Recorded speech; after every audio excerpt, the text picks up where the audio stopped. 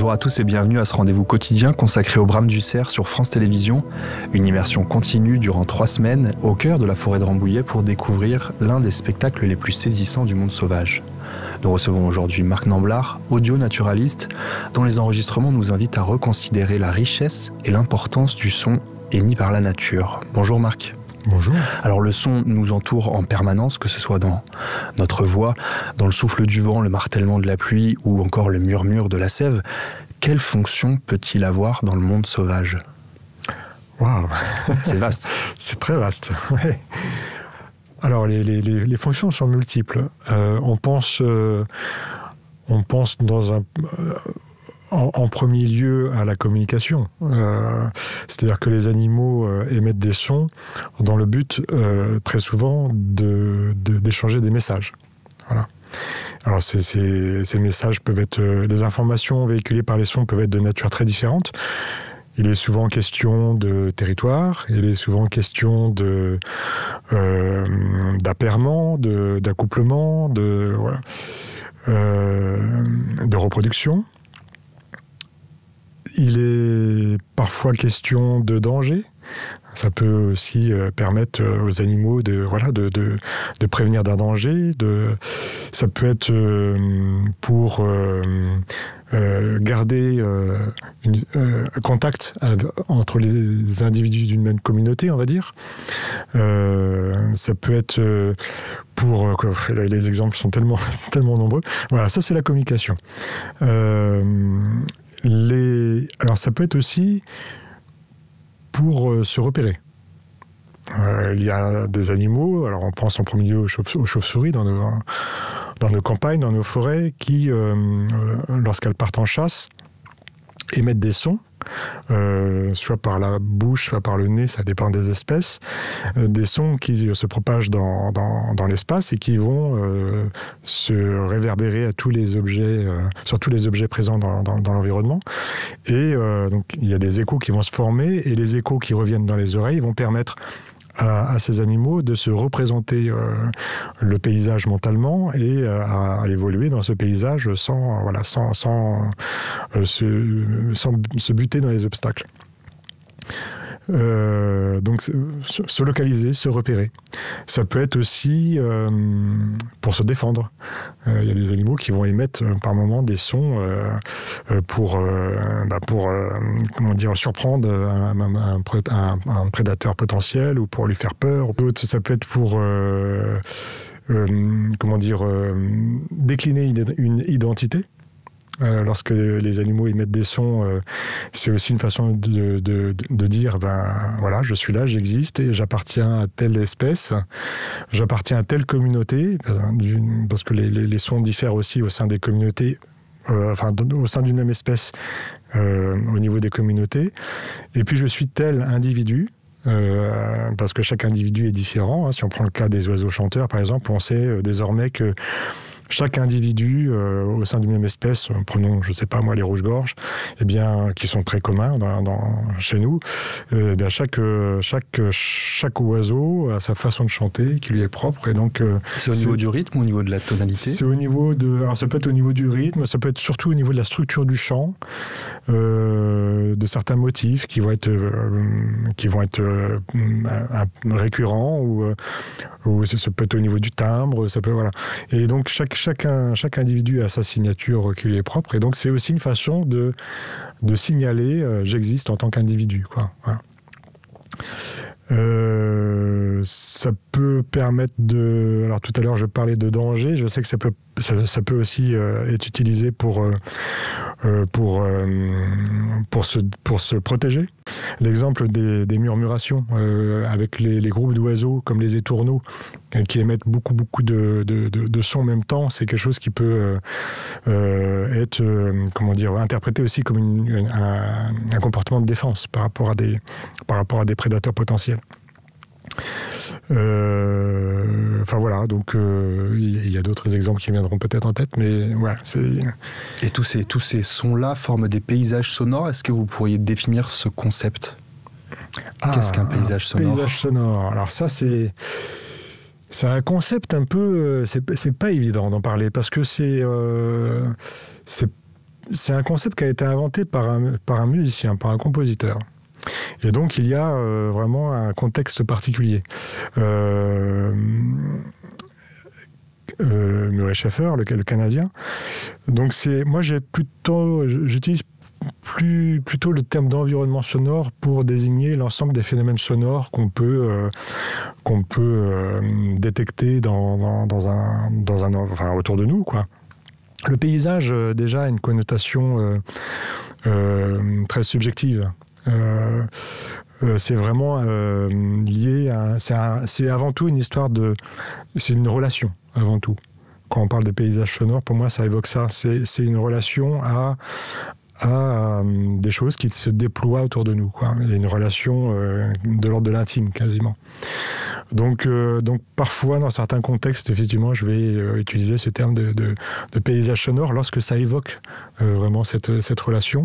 Par contre, lorsque je cherche à désigner de manière un peu plus objective ou neutre, en tout cas, des phénomènes sonores comme ça, je vais plutôt utiliser le terme d'environnement sonore. Hein, voilà. Et donc, tous ces sons, effectivement, qui se manifestent autour de nous, forment des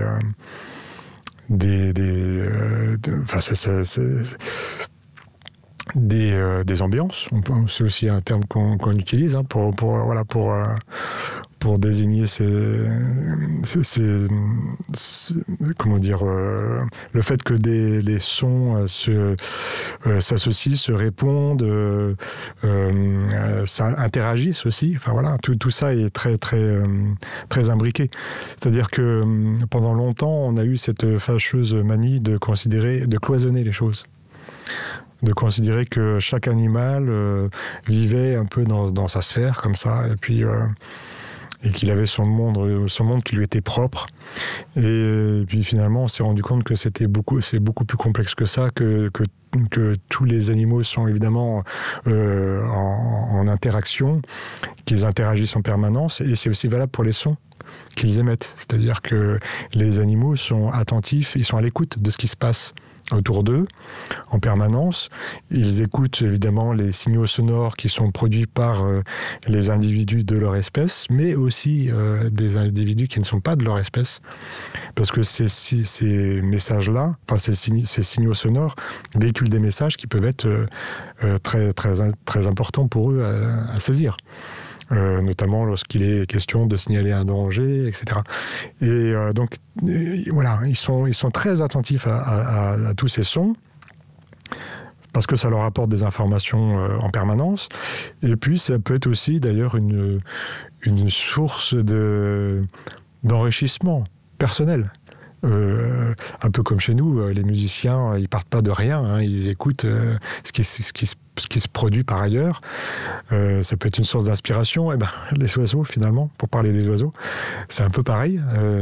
On sait qu'aujourd'hui que la grande majorité des oiseaux chanteurs sont des imitateurs.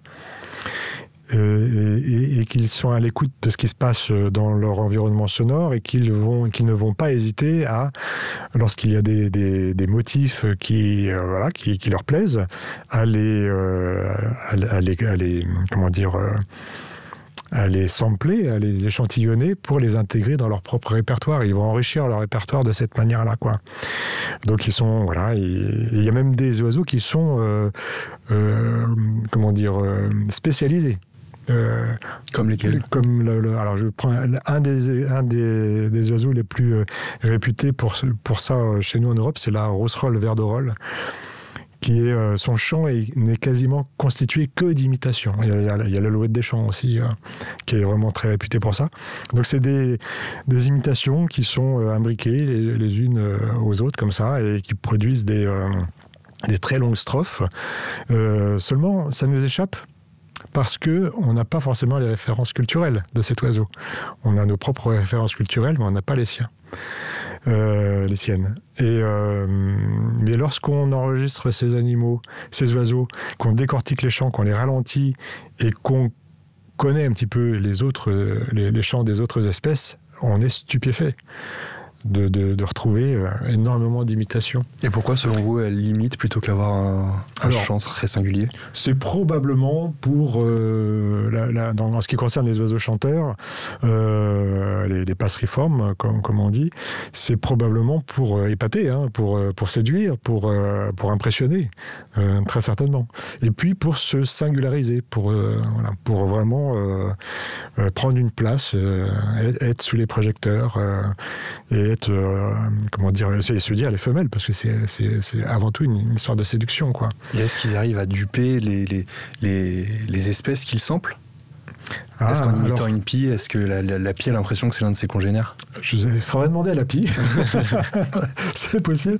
Bon, je ne sais pas, parce que souvent il s'agit d'imitations qui sont imbriquées et qui sont, donc le rythme est différent, et puis c'est pas construit de la même manière, puisque voilà, il y a quand même une construction. C'est pas simplement des imitations, c'est pas seulement décalqué, quoi. Il y a quand même une construction derrière. Donc je ne sais pas, en tout cas ça doit interpeller certainement.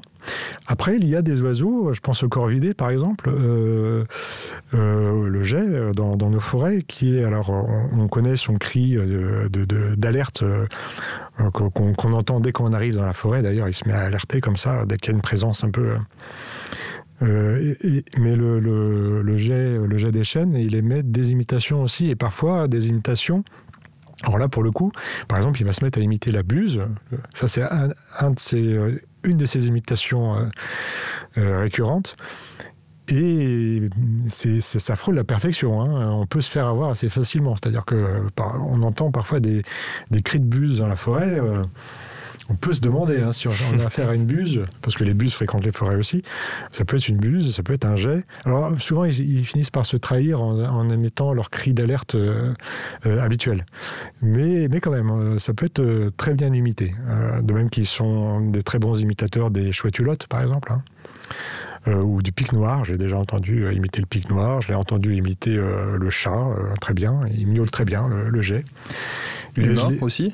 Alors le brame... L'humain, est-ce qu'ils arrivent à identifier et à reproduire les vocalises humaines? Alors moi, j'ai jamais entendu de geai imiter la voix humaine, mais je pense qu'ils en seraient capables. Il y a peut-être parmi les oiseaux qui ont été domestiqués ou qui ont été très imprégnés, ou peut-être qu'il y a il y a peut-être des témoignages, enfin des enregistrements, je ne sais pas. Mais ça ne m'étonnerait pas du tout, oui, effectivement. Ouais. Donc voilà, en fait, tout ça pour dire que l'imitation, c'est quand même quelque chose qui est très répandu dans le monde animal, et notamment dans le monde des oiseaux, quoi. Ouais. Et donc ils sont forcément à l'écoute de tous les sons de l'environnement, et ça, ils utilisent ça de différentes manières, un peu, de manière continue, quoi, continuelle. Et parmi les sons les plus caractéristiques qu'on a dans le monde animal, notamment en France, il y a le brame du cerf. Qu'est-ce que ce cri traduit? Est-ce qu'ils ont tous les mêmes cris? Qu'est-ce que ça signifie?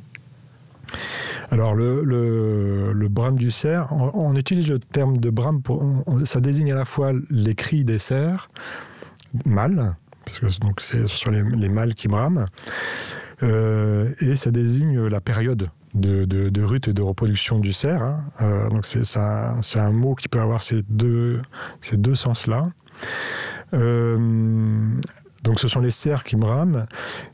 C'est dans le but... alors c'est souvent... Enfin, ça a plusieurs rôles, plusieurs fonctions. C'est une façon de signaler sa présence aux femelles, aux biches, hein, qui sont dans les parages. Et puis c'est aussi une façon de poser un rapport, un rapport avec les autres mâles concurrents. Donc ils se jaugent avec la voix, par le brame. Ils vont établir comme ça des rapports de force par la voix. Et lorsque ça ne suffit pas, ça peut aboutir au combat, quoi. Mais la plupart du temps, les combats n'ont pas lieu parce que le rapport de force va être posé par la voix. Donc ça sert surtout à ça, en fait, le brame. Et est-ce que un individu plus imposant va avoir un brame plus rauque? Alors c'est souvent le cas, mais des fois on a des surprises. Mais on va dire que de manière générale, effectivement, oui, un cerf âgé va avoir tendance à avoir une voix plus grave, plus rugueuse aussi, et alors qu'un jeune cerf de quelques années va avoir une voix un peu plus nasillarde, plus aiguë, plus timbrée. Donc c'est une tendance. Après, parfois on a des surprises. On peut avoir des jeunes cerfs qui ont déjà des voix assez impressionnantes et inversement un vieux cerf qui a une voix un peu fluette, parce que peut-être voilà le fatigué, quoi. Mais voilà, la tendance c'est quand même ça, effectivement. Les vieux cerfs ont des voix bien graves qui semblent venir du fin fond de la forêt. Et chaque cerf a une identité bien propre, a une voix particulière? Alors chaque cerf, effectivement, a sa voix. Alors elle évolue avec l'âge de l'animal, donc la voix a évolué au fil des années, mais quand même, pour avoir fréquenté des places de brame plusieurs années de suite, j'ai remarqué que donc, les cerfs, certains individus qui revenaient d'une année sur l'autre, avaient à la fois une voix qui évoluait un petit peu du fait de l'âge, peut-être aussi du fait je sais pas, des aléas de la vie, de certains traumatismes, je sais pas. Donc la voix évolue, mais il y a quand même une petite touche personnelle dans la façon de bramer, dans l'attaque du son, par exemple, ou dans la façon de terminer un RER, il y a des petites touches personnelles, quoi. Et d'une année sur l'autre, on les retrouve. Et on les reconnaît. Enfin, moi, j'ai vraiment eu la sensation l'impression de retrouver année après année des animaux que j'entendais uniquement. D'ailleurs, je les voyais pas. La plupart du temps, je les voyais pas, mais je les reconnaissais à leur voix. Ouais. Donc, mais bon, ça, maintenant, c'est pas, enfin, ce que je dis n'est pas du tout surprenant. Hein. C'est connu et c'est très documenté. On sait que les mammifères, de manière générale, ont des des signatures acoustiques. Chaque individu a une signature acoustique qui lui est propre. Et on est en train de mettre ça en évidence, finalement, quasiment dans tout le règne animal, hein, parmi tous les animaux qui émettent les sons, que ce soit les oiseaux, et même chez les arthropodes, les insectes, on commence à mettre en évidence des phénomènes de singularité. Donc, bon, c'est pas une nouveauté, quoi. Et justement, dans toute cette diversité de modes de communication, on parlait il y a un instant des chauves-souris avec les ultrasons. Est-ce qu'il y a également d'autres modes de communication qui sont imperceptibles pour l'homme? Ah oui, alors... En tout cas, à l'œil, à l'oreille nue. À l'oreille, oui, absolument. La plupart Alors les animaux... Il y a beaucoup d'animaux qui communiquent par percussion. Et il y a même certains chercheurs, certains éthologues ou biologistes qui auraient tendance à penser que c'est peut-être le mode de communication dans le vivant le plus répandu sur notre planète. Que ce soit chez les insectes, les poissons, les oiseaux. Évidemment, en prenant en compte les arthropodes qui sont les premiers émetteurs de sons sur la planète.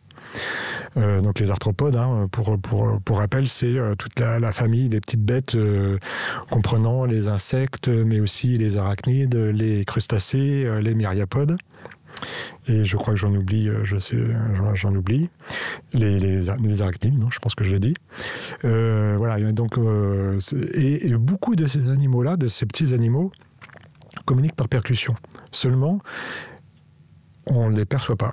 On ne les perçoit pas parce que c'est trop faible en intensité. Il faudrait être de la même taille que l'animal et être quasiment sur le même support que lui pour pouvoir percevoir ces percussions. Donc ça échappe à notre oreille humaine. Ou alors c'est dans des fréquences ultrasonores ou infrabasses qui nous échappent. Voilà, l'éléphant, par exemple, c'est connu, il communique par percussion sur des longues distances avec des infrabasses qu'on n'entend pas, nous, êtres humains. Donc c'est... Oui, et de temps en temps, on a quelques animaux percussionnistes qu'on entend très bien, mais en fait, c'est une toute petite minorité. On pense évidemment aux oiseaux de la famille des pics, qui tambourinent les branches et les troncs des arbres pour communiquer, mais aussi certains arthropodes. Il y a certaines araignées qui communiquent par percussion de feuilles mortes, et ça s'entend très bien. À l'oreille humaine, on peut les entendre à plusieurs mètres de distance sans aucun problème. Il faut être juste un petit peu attentif, tendre l'oreille au bon moment, au tout début du printemps, parce que c'est vraiment à ce moment-là que c'est une parade en fait. C'est une parade. Ce sont les mâles qui tambourinent les feuilles pour séduire les femelles. Et donc ce sont les araignées-loups qui font ça, les araignées qui chassent sur le sol, comme ça, qui ne tissent pas de toile, mais qui chassent sur le sol. Et c'est des percussions vraiment audibles sans problème. Tous les ans, je les entends quand je me promène. C'est les mêmes modes de communication que la voix? Ils utilisent ça de la même façon? Non, parce qu'en fait, elles vont faire vibrer les feuilles avec leur abdomen. Donc elles mettent en vibration les feuilles mortes. Elles vont choisir des feuilles mortes très sèches, donc qui sont qui bruissent très facilement, et elles les font vibrer avec leur abdomen. Donc c'est vraiment. Quel est le message? Le message, c'est le message, c'est un signal de séduction. Ouais. Donc c'est une parade amoureuse. Donc et les femelles sont envoûtées par ces percussions, et donc ça aboutit sur l'accouplement et sur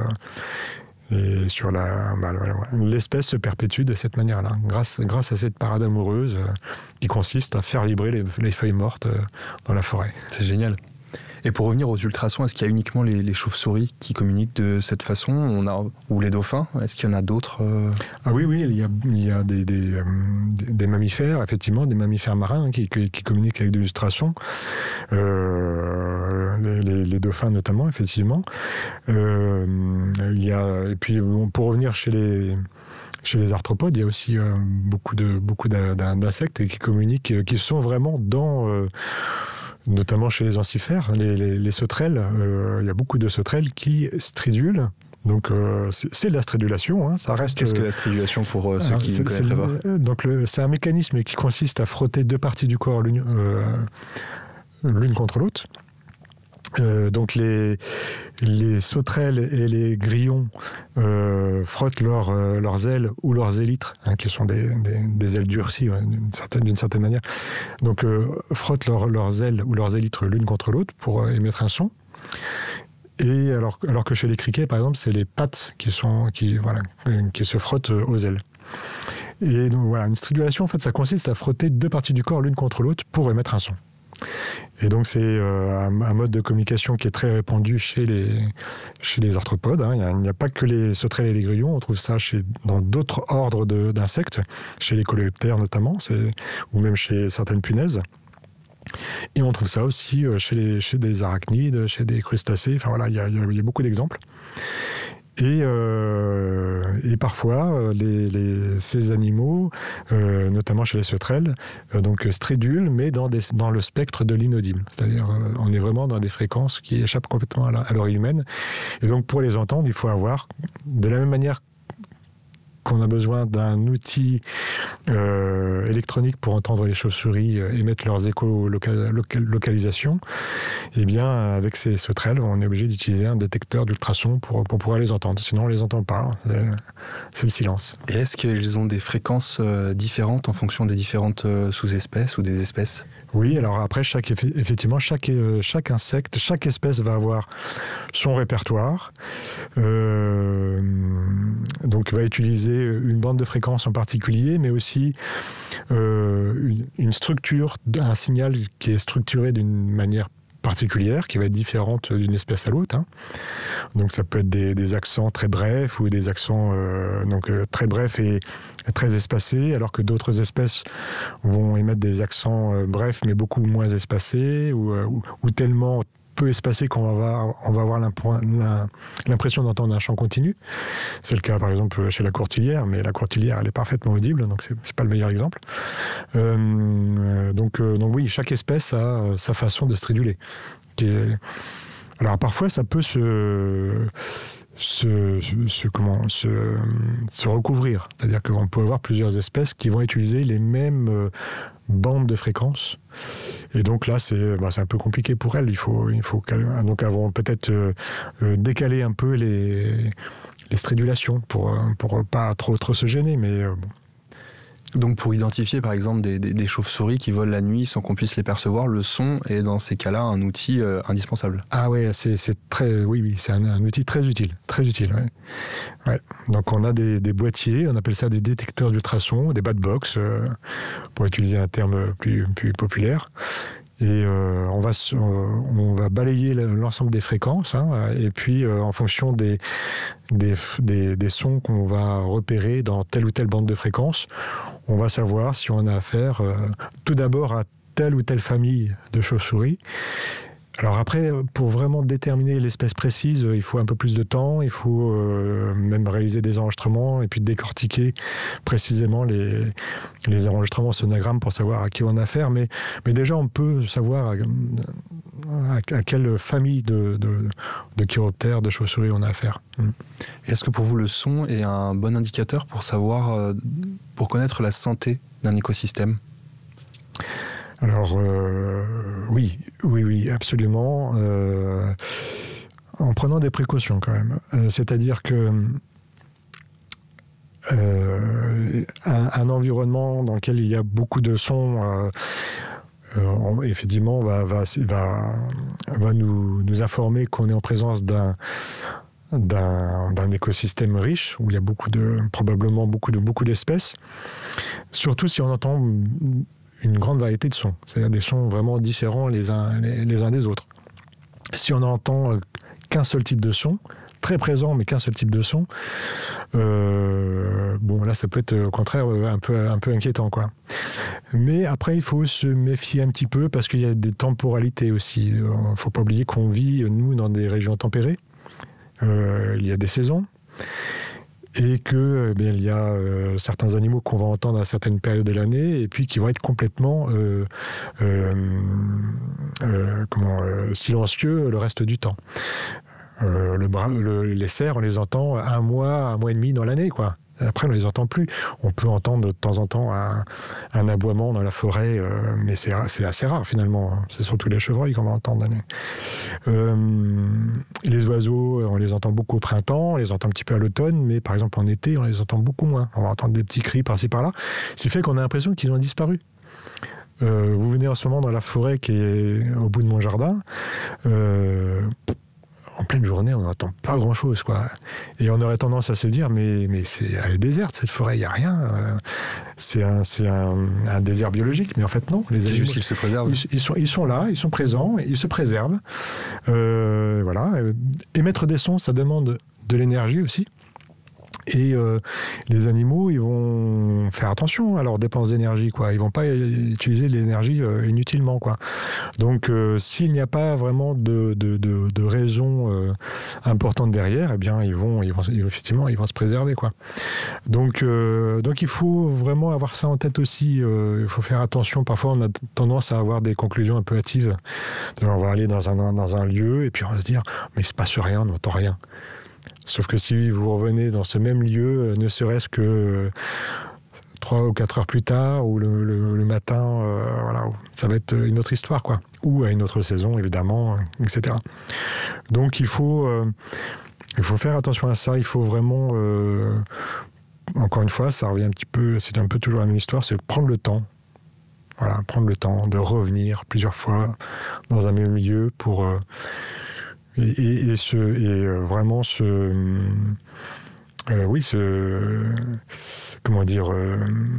s'investir dans le temps. Voilà, c'est vraiment ça qui est important. Vous avez quand même vu à l'échelle de votre existence le son évoluer dans la nature ? Est-ce qu'il y a des paysages dans lesquels vous avez été quand vous étiez jeune et dans lesquels vous êtes retourné un peu plus récemment et oui. Vous n'avez pas retrouvé du tout la même empreinte sonore ? Alors absolument. Ça m'est arrivé il n'y a pas plus tard que ce printemps. Je suis retourné dans les forêts de mon enfance et de mon adolescence, à savoir la forêt d'Orléans pour la nommer, que j'avais pas fréquentée depuis plusieurs années, depuis je sais pas, plus de 10 ans. Et puis là, j'y suis retourné au printemps et j'ai été stupéfait d'entendre, donc c'était vraiment en plein milieu du printemps, et donc je me suis baladé dans cette forêt, dans des de parcelles que je fréquentais avant. Et j'entendais une espèce en particulier, le pouillot de Bonelli, qui est une espèce qu'on entend beaucoup dans le sud de la France. Et puis là, il chantait partout, dans cette forêt d'Orléans, dans les parcelles que je traversais. Il était là, le pouillot de Bonelli. C'est la première fois que je l'entendais. Il était partout. Et en fait, c'est un marqueur. Ça fait partie des espèces qu'on suit parce que c'est un marqueur du changement climatique. C'est vraiment un oiseau qui progresse vers le nord de la France en raison du changement climatique, quoi. Voilà. Donc, et là, c'était spectaculaire. En quelques années, l'ambiance sonore. Alors évidemment, il y avait toujours des espèces qui étaient présentes autrefois, mais voilà, cet oiseau-là en particulier qui prenait vraiment une place importante dans l'environnement sonore, ça m'a beaucoup marqué. Ouais. C'est quelque chose que j'ai repéré aussi, plutôt dans ma région, dans les Vosges, au niveau des insectes, notamment les grillons. Les grillons montent en altitude, ce qui fait qu'on les entend, alors le grillon des champs notamment, on les entend striduler maintenant dans les Vosges, jusque sur les hauts sommets des Vosges, dans les prairies subalpines. Alors que quand je suis arrivé dans les Vosges, il y a une trentaine d'années, au printemps, j'entendais jamais de grillons champêtres dans les prairies subalpines, quoi. Et ça, c'est à cause du réchauffement climatique, ils ont dû monter en altitude pour retrouver les mêmes conditions. Absolument. Exactement. Oui.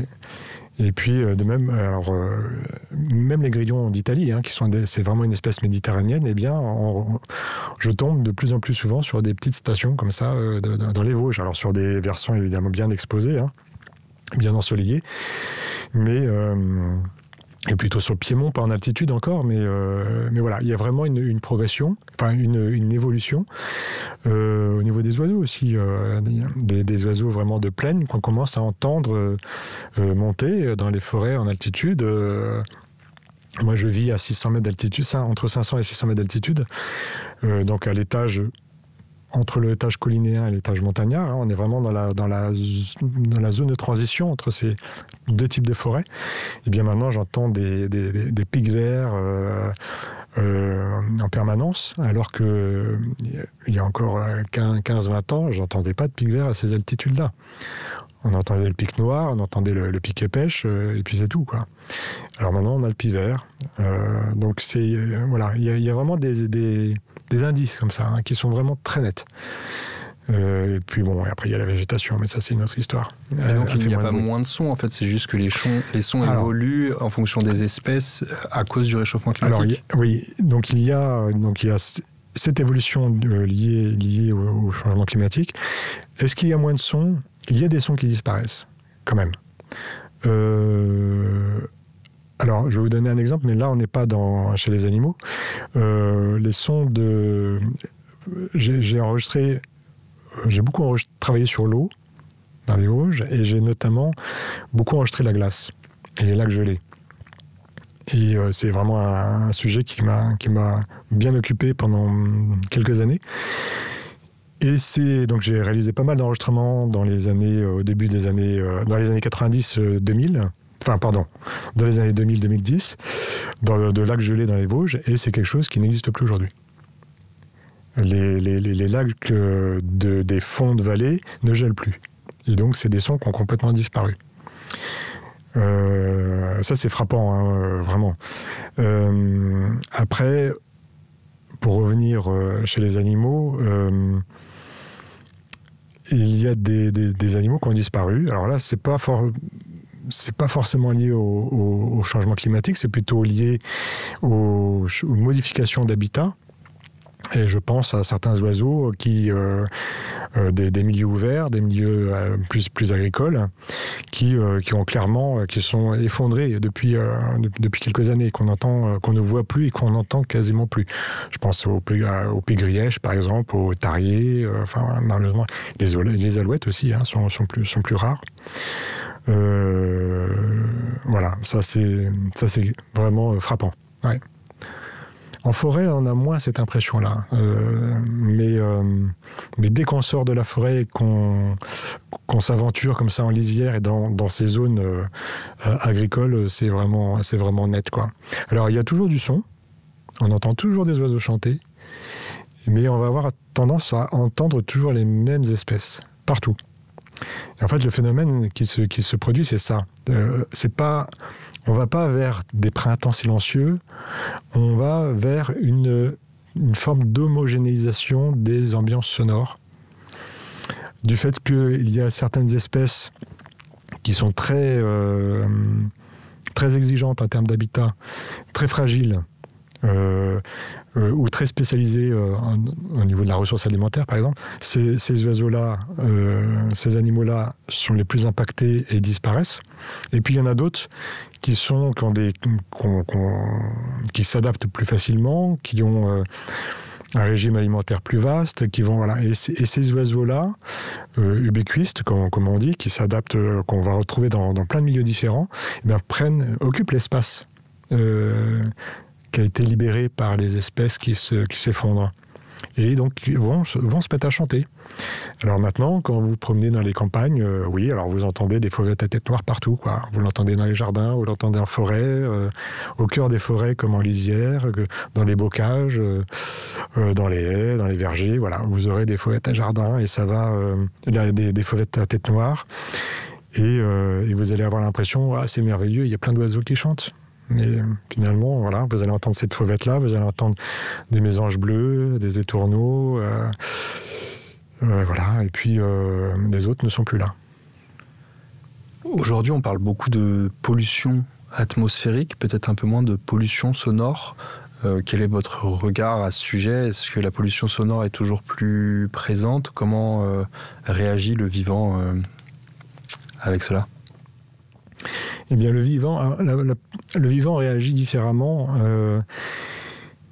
En fait, c'est assez... Alors là, on rentre vraiment dans le domaine de ce qu'on appelle l'écoacoustique. Donc, c'est de la recherche. C'est des chercheurs qui se penchent sur ces questions-là. Alors, ça demande du temps, là aussi. Donc, on installe des dispositifs dans des zones d'études. Et puis, on va essayer de... Donc, quand je dis on, je parle de ces chercheurs.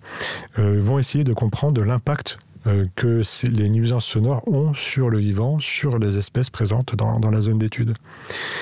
Et alors c'est quelque chose qui a été il y a eu beaucoup de chercheurs qui se sont penchés sur cette question en milieu marin.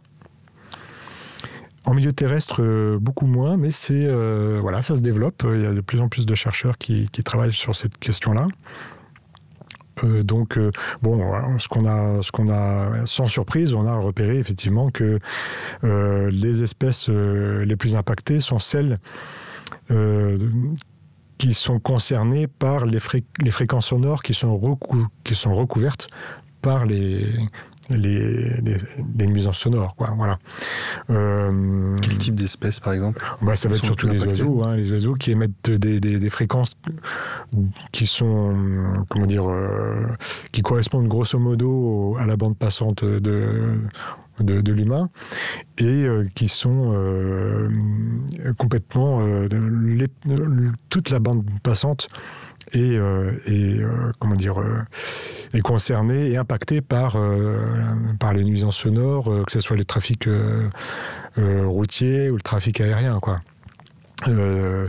Notamment les oiseaux qui émettent des sons dans les médiums ou dans les bas médiums, j'imagine, les colombiformes, les tourterelles, les pigeons, les rapaces doivent être très très impactés par tous ces sons-là. Le roitelet peut-être un peu moins, parce que lui, il est quand même très haut perché dans les fréquences, quoi. Mais bon, voilà.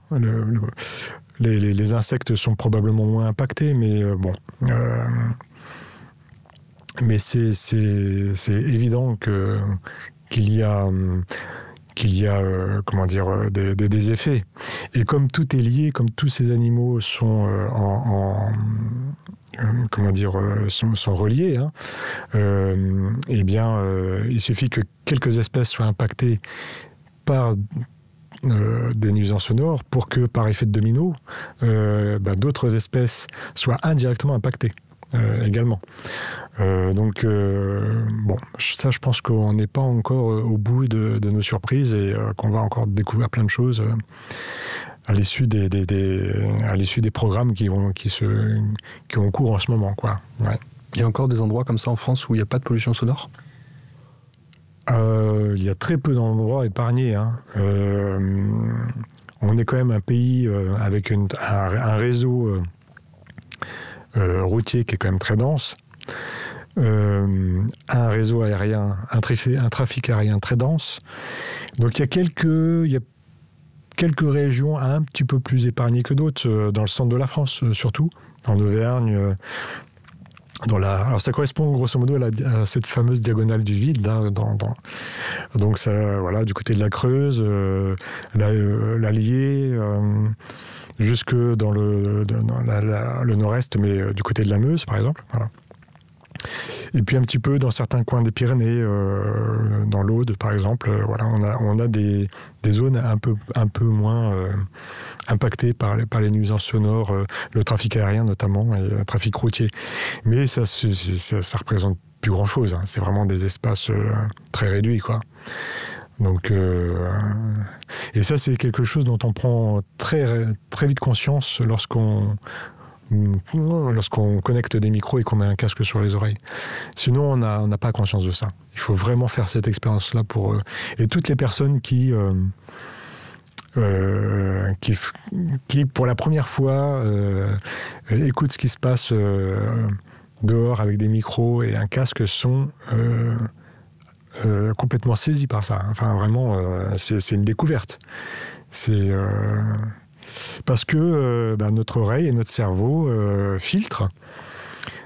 Tous ces sons-là sont relégués en arrière-plan parce que ça ne nous apporte pas grand-chose finalement comme information utile au quotidien. Donc le cerveau hiérarchise et on n'en a pas conscience. Est-ce qu'il ne nous apporte pas quand même un certain bien-être, ce son-là de la nature ?